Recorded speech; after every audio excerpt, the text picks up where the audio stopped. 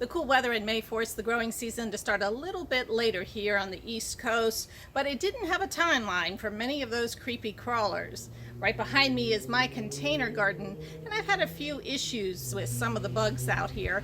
So I spoke with the bug guy, the resident expert, who gave me some suggestions on how I can best treat those problems that I have. During the early part of the season, we'll have an influx of certain kinds of pests, squash bugs, um, various kinds of beetles, little tiny flea beetles, Colorado potato beetles that have been overwintering in locations beyond the garden. Hopefully everybody took that garden refuse last year and they moved it somewhere far away. Now, for many young seedlings you put in the ground, they may struggle to fight off some of the pests that want to take a nibble on their leaves. This here is some lettuce that I recently planted, some seedlings that have come up. Now, one of the things that Dr. Ropp suggests is actually putting cheesecloth. And this is something that I bought on Amazon. It's a very lightweight, thin type of material that you can cover it with, cover the seedlings to protect them. Sometimes you might also plant what we call a trap crop.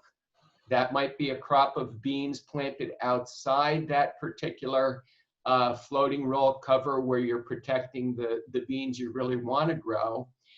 And once those beans get colonized by bean beetles or other particular pests, you can simply destroy that trap crop, and that will reduce the population that can later infest your beans or your cucurbits, whatever you're growing, squashes, when you take those covers off so pollination.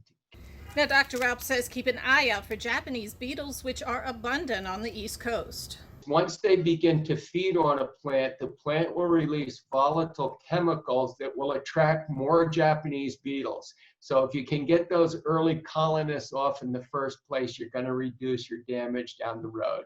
Now, to kill those unwanted insects, Dr. Ropp suggests getting an insecticide oil or soap that has the OMRI label, that's OMRI.